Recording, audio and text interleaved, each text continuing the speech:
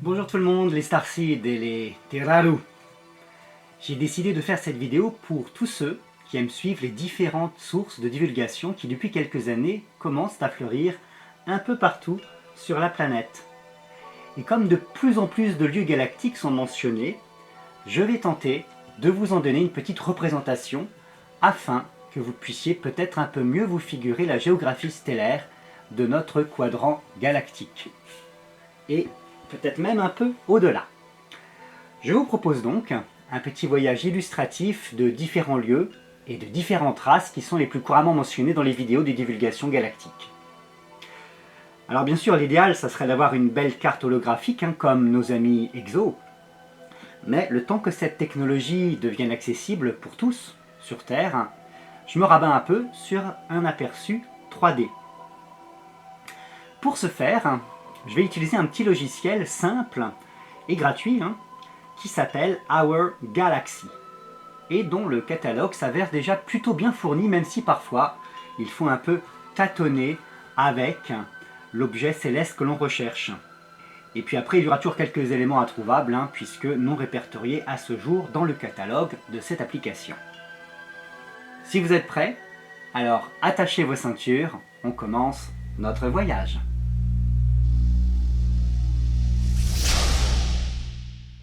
Alors reprenons tout d'abord quelques bases. Notre galaxie, que nous appelons communément Voie lactée, mais qui est plus connue des exos sous le nom de Nataru. Elle peut être modélisée par un disque spiralé, dont les dimensions courantes estimées sont d'environ 100 000 années-lumière de diamètre. L'épaisseur approximative de ce disque est quant à lui estimée à 1000 années-lumière. Quant à notre système solaire, il se situe dans le bras d'Orion, appelé également bras local, à environ 27 000 années-lumière du centre galactique.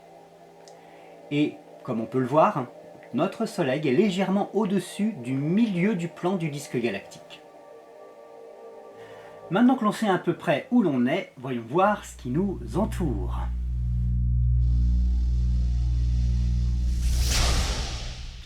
Première chose dont il faut se rendre compte, c'est que toutes les constellations de notre ciel nocturne, tout ça, et qui nous donne l'impression de voir jusqu'aux confins de l'univers, eh bien, c'est en fait juste une zone ridiculement petite de notre bras galactique. Voilà nos constellations. Je vais les rajouter sur notre galaxie. Voilà. Vous voyez cette petite sphère de nom abrégé? Eh bien, c'est notre petit monde, à nous, vu de la Terre. Et presque toutes les histoires d'extraterrestres qui nous occupent, à part pour les visiteurs d'autres galaxies, dont nous verrons quelques exemples à la fin de cette vidéo, eh bien toutes ces histoires ne vont se passer que dans cette petite zone. Je gage donc que vous allez vite vous rendre compte de l'incroyable diversité des formes de vie que recèle rien que l'ensemble de notre galaxie. Et des galaxies dans l'univers, il y en a des milliards. Rien que ça, c'est juste inconcevable pour la plupart des cerveaux qui n'ont pas ouvert une fenêtre de conscience sur l'infini. Deuxième chose dont il faut se rendre compte, quand on pense constellation, on peut se dire que l'ensemble des étoiles de la constellation se trouve à peu près à un même endroit de l'espace. Voyons voir cela avec l'exemple de la Grande Ourse, Ursa Major, dont j'ai placé les principales étoiles, ici, afin que vous reconnaissiez la forme de casserole que nous voyons depuis la Terre. Maintenant, changeons de perspective. Et voilà ce que nous obtenons. Alors, ça a l'air de rien comme ça, mais si on prend Mégrethe, qui est la tache du manche de la casserole, elle est à 81 années-lumière, alors que Doubé, qui est l'étoile du bord haut à droite, elle est à 123 années-lumière. On a donc à peu près 40 années-lumière de différence. Avec cet exemple, je voulais vous montrer qu'en navigation spatiale, ça sert à pas grand chose de parler de constellation, parce que finalement une constellation ce n'est qu'une zone que l'on voit depuis la Terre, mais ensuite ça ne nous permet absolument pas d'évaluer les distances. Pour les distances, il faut regarder à chaque fois le positionnement tridimensionnel de chaque étoile, et ceci bien sûr peu importe la constellation. C'est ce que nous allons faire maintenant.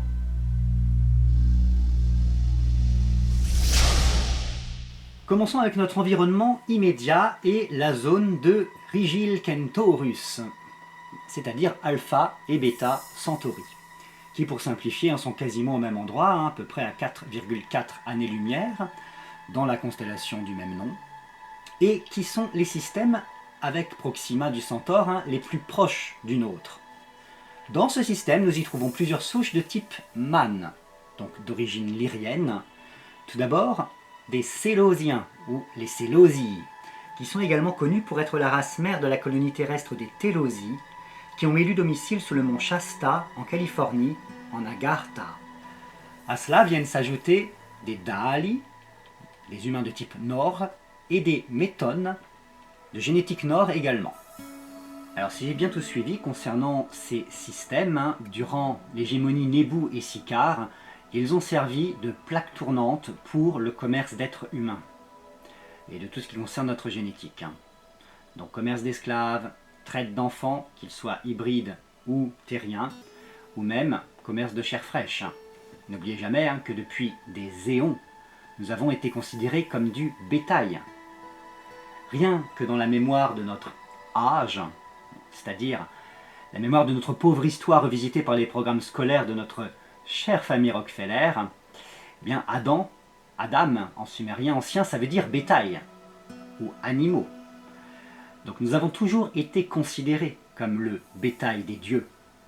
Et dieux, bien sûr, qui n'ont jamais été autre chose que des entités extraterrestres. Pour revenir au système du Centaure, nous trouvons également les appellations centauriens ou alphraciens pour nommer les natifs de ces soleils. Ensuite, à peine plus loin, à 8,6 années-lumière, nous avons Sirius, ou Ashkera, telle qu'elle est nommée dans la communauté galactique. C'est un système triple dans la constellation du Grand Chien, Canis Major. Nous y trouvons une population diverse que l'on peut globalement appeler les Ashkeri, comme par exemple les T-Ashkeri, T pour la race Tahal, dont Mira, une amie d'Elena Danaan à qui je dédie cette vidéo, fait partie. S'y trouvent également d'autres colonies de Tahal l'Iran, telles que les Katavi par exemple. Et puis sur Sirius C, vous avez également le peuple amphibien Nomo, des êtres qui ont un lien étroit avec nos cétacés terrestres, les dauphins, les baleines, et dont on se souvient encore chez les Dogons du Mali et en Égypte ancienne. Ces systèmes ont l'air très riches puisqu'on y trouve également des représentants de l'empire Anak, dont fait partie Ea, ainsi que des colonies de félidés Urma. D'où pour moi les hybrides Uramani qu'on y trouve également. Focalisons-nous ensuite sur Ran, ou Epsilon Eridani à 10 années-lumière, situé dans la ligne de vue du secteur de la constellation Eridan.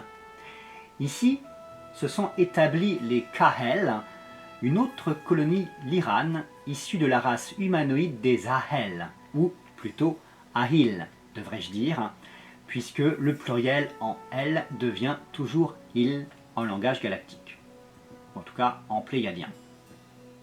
Viennent ensuite 3 étoiles à peu près équidistantes de Sol, Cygni 61 à 11 années-lumière, Procyon à 11,4 années-lumière et Toseti à 12 années-lumière. Pour le système de Cygni 61, donc dans la zone du Cygne, comme vous pouvez vous en douter, c'est le lieu d'origine d'une très vieille espèce que l'on peut classer dans la catégorie petit gris, les Solipsirae, qui avaient un peu mal tourné sous l'influence de l'Empire Sicare et de l'ancien collectif Orion Grey Nebu. La proximité de leur étoile en fait sans doute la race grise la plus proche de nous. Procyon, quant à elle, est dans le secteur de la constellation du Petit Chien, Canis Minor. On y trouve aujourd'hui surtout des colonies Eldari, qui sont en fait des réfugiés nord-rigéliens. Rigel, je vous rappelle, c'est là. Les Eldari avaient été, il y a bien longtemps, chassés par une race très agressive, les Grails, mais ceci est une autre histoire. Autour de cette étoile, nous avons aussi par exemple la race des Ginvo, qui sont membres du conseil d'Orion, al-Nilam. Pour Toseti, quant à elle, donc dans la direction de la constellation de la baleine, là, tout en bas, on y trouve une variété de Ta'ali d'origine lirane appelée les Aramani, ainsi qu'une race grise bienveillante, les Émertères, qui, tout comme les Guinevaux, font eux aussi partie du Conseil d'Orion. Depuis tout à l'heure, vous vous êtes peut-être rendu compte qu'on avait Altaïr dans le collimateur, mais la perspective étant trompeuse, Altaïr, ou Alcorin, comme elle est nommée localement, est en fait éloignée de 17 années-lumière. Dans la constellation de l'Aigle, on y trouve une espèce très similaire aux Terranes, les Acori, et pour ceux qui sont familiers des vidéos d'Helena, c'est là-bas que se trouve son ami Valnek, actuellement en mission diplomatique. Car suite à la désagrégation de l'Empire Nébou et à la déroute de l'Empire Sicare, Altaïr semble encore être une zone délicate pour le moment. Dans la même direction, mais beaucoup plus loin, à 395 années-lumière, on peut apercevoir Tarazed, ou Gamma Aquila. C'est là qu'habite le peuple Kalinia, une gentille espèce à génétique reptiloïde.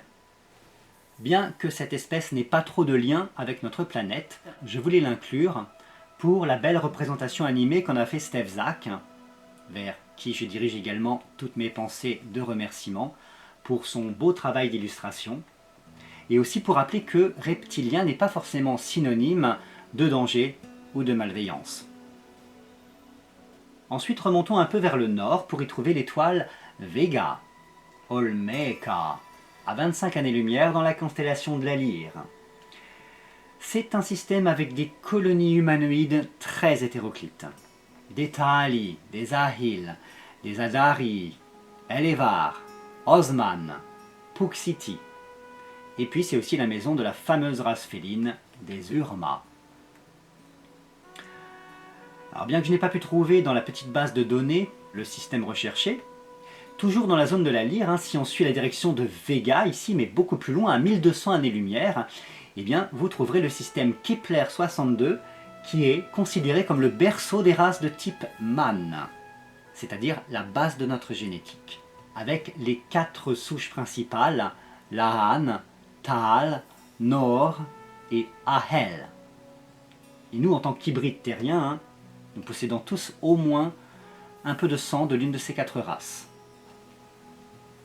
Orientons-nous maintenant presque plein nord pour y trouver l'étoile Arcturus, Ohora, à 37 années-lumière dans la zone du Bouvier. Parmi les Arcturiens, qui sont considérés comme l'une des civilisations les plus avancées de notre galaxie, on trouve les Glaileai, les Noolindi et les Orohai. Toutes ces races vivant sur des plans d'existence fréquentiels entre 7 et la 9D. Presque à l'exact opposé d'Arcturus se trouve un ancien repère de méchants, ou plutôt d'espèces qui étaient sous l'emprise des régressifs, devrais-je dire. Voici donc Zeta Reticuli 1 et 2 à 39 années-lumière, lieu de provenance de plusieurs races typées grises telles que les Dao, les Ebeni et les Xrog Shamtbahali. Ces derniers pouvant être considérés sans doute comme les plus effrayants pour ceux qui peuvent encore se sentir effrayés. Revenons ensuite vers des contrées considérées comme plus lumineuses avec Capella à 42 années-lumière dans la constellation du Cocher, Auriga, et Titawin à 44 années-lumière dans la constellation d'Andromède. Les fans de Star Wars devraient tiquer. Capella, c'est la région galactique natale des Ramets, également appelée Naakal, qui peut se traduire par frère étoile, et dont certains représentants ont surtout eu une influence chez les anciennes civilisations d'Amérique du Sud, comme les Mayas justement. Pour ma part, je suppose que c'est très certainement à eux que l'on doit le partage des connaissances liées à la matrice calendaire du Tzolk'in et à l'émergence des Mayas galactiques.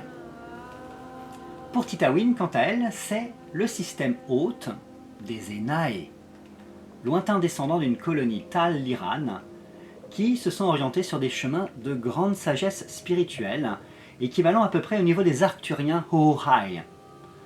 Les Enae sont les fondateurs du conseil andromédin, qu'on appelle l'Alliance Zénatéenne. Plongeons ensuite dans la constellation du Taureau avec Aldébaran, Jada, éloignée de 67 années-lumière et autour de laquelle les Jadaï Anunnakene, les exilés Anunnaki, ont élu domicile après que la planète Janos, qu'on peut également appeler Mulgé, qui se trouvait entre Mars et Jupiter, fut pulvérisée par les Maitras. On trouve également dans ce système des Ahil et les Némésis, des êtres de lumière de 9e densité qui entretiennent des contacts seulement avec les peuplades de leur système. Derrière Aldébaran, mais bien plus loin, sous le disque galactique, rendons-nous maintenant vers un amas qui va en intéresser plus d'un. Les Pléiades, ou Manahai de son nom local, que l'on peut traduire par les filles de la mer, et que chez nous, nous appelons également les 7 sœurs, avec dans l'ordre Maya et Mérope à 344 années-lumière, puis la fameuse Taégéta, viennent ensuite Electra, Alcyone, Astérope et Sélanéo à 434 années-lumière. C'est dans cette zone que beaucoup de colonies de réfugiés, un des 3 groupes raciaux, Ael, Nord et Tahal, migrèrent dans des vaisseaux arches en fuyant les Sicars qui étaient arrivés dans le système Man-Kepler 62 de la Lyre. Actuellement, beaucoup d'humains de ces systèmes sont très impliqués dans la libération et l'évolution de notre espèce sur Terre, surtout les Taïgétiens. Taïgéta, ou Asha'ara de son nom local, à 364 années-lumière, et c'est sur la planète Hera que vivent les Erahil, dont Toran et le haut commandeur Ardana sont originaires, ainsi que les membres du groupe Svaru par exemple. Il y a également d'autres planètes autour d'Asha'ara, avec d'autres groupes tels que les Temari de génétique Tal ou les Alkori de génétique Nord. Un autre groupe de Tal moins sympa pour notre espèce, ceux-là, les Tal Shi'ar, se sont quant à eux installés un peu plus loin autour d'Alcyone, Jaya, à 403 années-lumière, et c'est là, sur la planète Tahaliara, qu'Akvaru, le rebelle, cherche à donner à son peuple une nouvelle direction politique et diplomatique. Quittons maintenant les Pléiades pour repasser un peu au-dessus du plan galactique et nous intéresser à la zone de la constellation du Dragon, Draconis, cœur de l'empire reptilien Sicare, qui, sur Terre, a occasionné de tout temps bien des souffrances et des destructions, sans compter tous leurs méfaits galactiques sur de nombreux mondes. Les Alpha Dracos et les Nagas sont entrés dans notre galaxie, ou ont plutôt été expulsés, devrais-je dire, parce que si ça se trouve, ils gonflaient déjà tout le monde là où ils étaient avant. Ils sont arrivés par un portail interdimensionnel dans la zone de Tuban, Alpha Draconis, à 268 années-lumière, et Rastaban, Al-Wahid, Beta Draconis, à 398 années-lumière, système à partir desquels ils sont partis à la conquête de notre bras galactique. Plus proche de nous, nous avons également les étoiles Grumium, Xi Draconis, à 109 années-lumière, et Til, Epsilon Draconis, à 148 années-lumière, avec d'autres espèces reptiliennes telles que les Pacifiques Magelles, par exemple, dans le système d'Epsilon Draconis. Autre étoile de la constellation du Dragon, mais très proche de notre système solaire quant à elle, à côté de Vega, voici Alsafi, Sigma Draconis, qui est à peine à 19 années-lumière.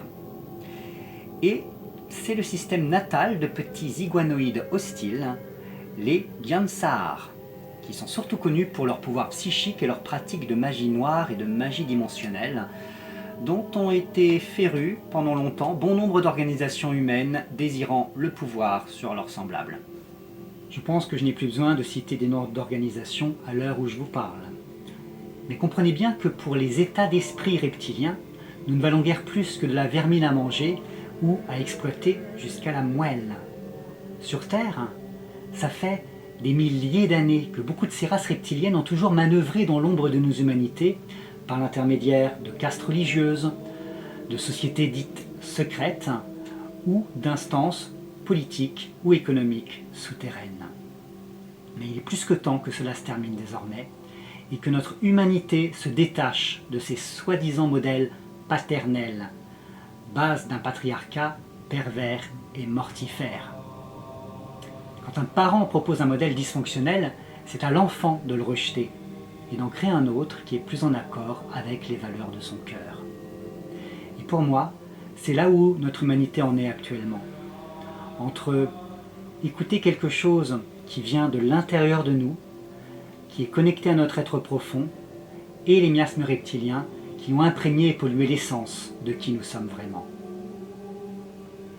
Nous sommes entrés dans une période de grande réorganisation galactique et de ce fait également de réorganisation terrestre, ce qui va sans doute nous donner quelques surprises dans les prochaines décennies. Pour en revenir à nos Siakars, ils ont poussé le bouchon karmique un peu trop loin et ils vivent donc en ce moment les conséquences destructrices de tous leurs méfaits galactiques accumulés depuis des milliers d'années. Et tant qu'on parle d'empire sur le déclin, rendons-nous maintenant dans une autre zone de la galaxie qui a également été récemment le théâtre de grands bouleversements, la zone d'Orion, Urahana, qui veut dire la lumière du cosmos. Pour cela, il nous faut replonger un peu sous le plan du disque galactique, et les premières étoiles qui apparaissent sont Bellatrix et Bételgeuse. Ensuite, dans l'ordre, nous aurons Zeta Orionis, dit Alnitak, Mintaka, Rigel, Zeta Orionis, Lambda Orionis, Alnilam, et enfin la nébuleuse M42 avec le grand portail d'Orion. Alors dans ce coin-là, accrochez-vous, parce qu'il y a du monde. Nous entrons sur les territoires de plusieurs membres de l'ex-Grosse Alliance Nebu, composée d'un beau gratin de ces races régressives telles que les Maitras, les Kilitokurt, les Eban, les Grails, les Imdugut et bien sûr les Siakars, qui ont asservi et utilisé beaucoup d'autres races grises comme les Dou, les Asbahan et les Solipsirai, races qui, sans eux, n'auraient sans doute pas été nocives pour nous ou pour d'autres peuples de la galaxie.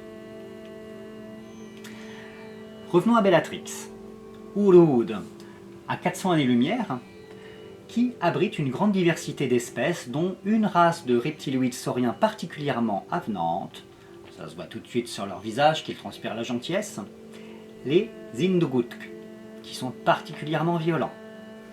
À côté, si on peut dire, car c'est tout de même 68 années-lumière plus loin, mais vous voyez qu'à cette échelle, on commence aussi à relativiser les distances, Bételgeuse, ou Carina, un système abritant les races de grands gris Eban, ainsi que les cariens mi-hommes, mi-oiseaux, que l'on peut également appeler les aviens bleus. 200 petites années-lumière plus loin, nous arrivons à Mintaka, ou Aragorog, à 692 années-lumière de notre Soleil, et qui est le berceau d'une autre race de grands gris presque tout aussi sympas que les Indugutk, les Grails, qui ont fait beaucoup de mal dans leur zone galactique. Passons à Rigel, Asbaha, à 863 années-lumière, qui était devenu le siège tactique de l'Empire Nebu.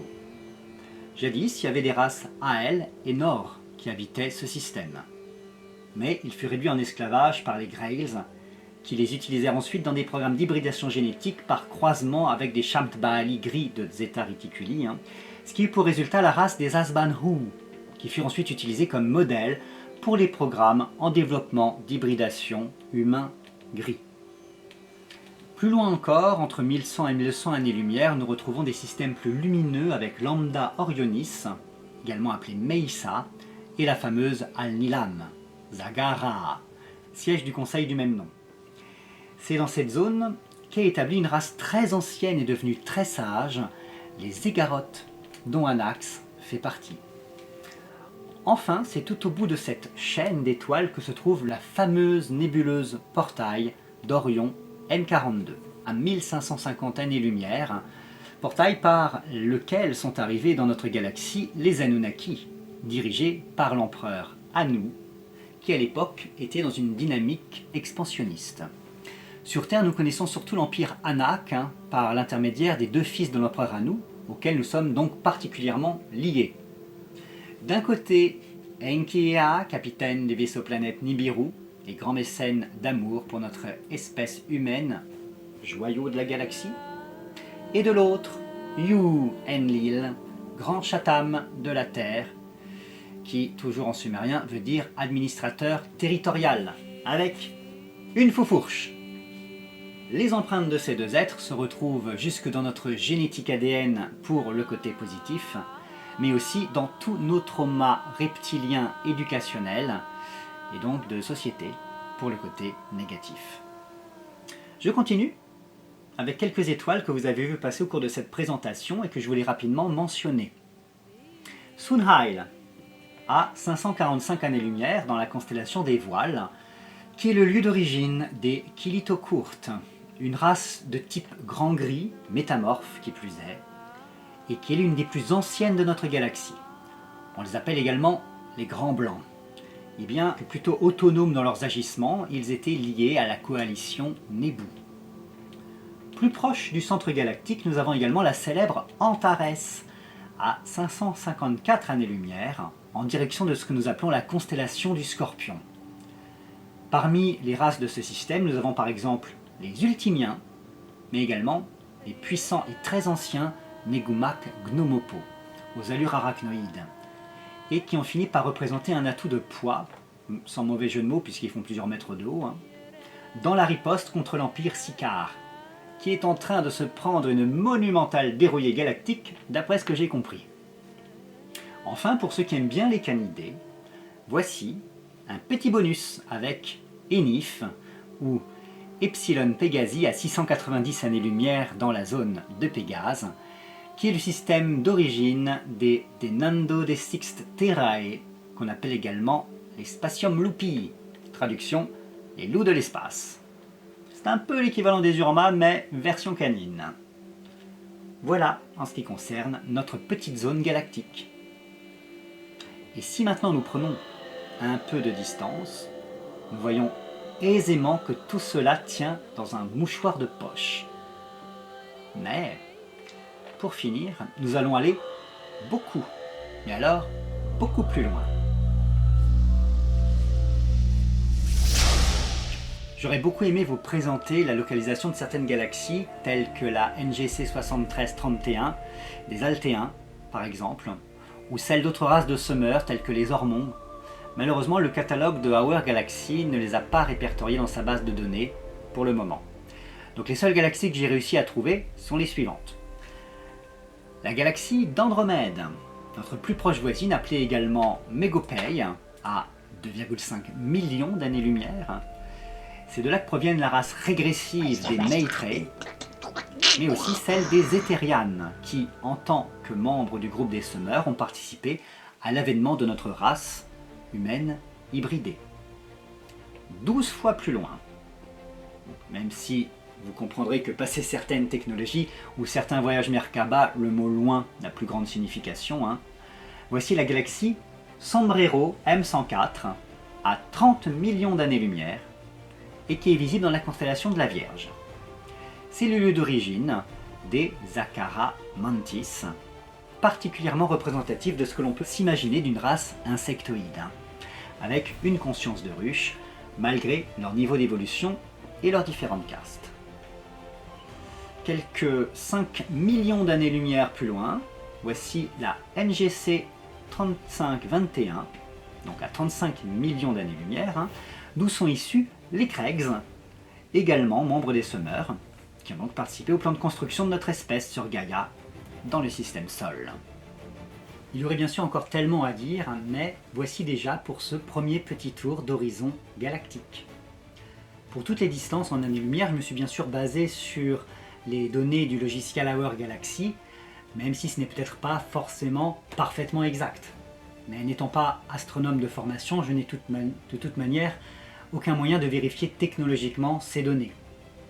Et en soi, ce n'est pas vraiment important, puisque pour tous ceux qui ont peut-être déjà expérimenté les voyages de conscience dans le temps ou dans la galaxie, vous avez dû remarquer que pour la conscience, les distances et les moments n'ont en soi strictement aucune importance. La conscience, elle peut être instantanément là où elle veut être, parce que sa nature, c'est d'être dans l'ici et le maintenant. Alors peu importe d'où nous venons, même si une partie de nous a la tête dans les étoiles, nous sommes avant tout ici et maintenant.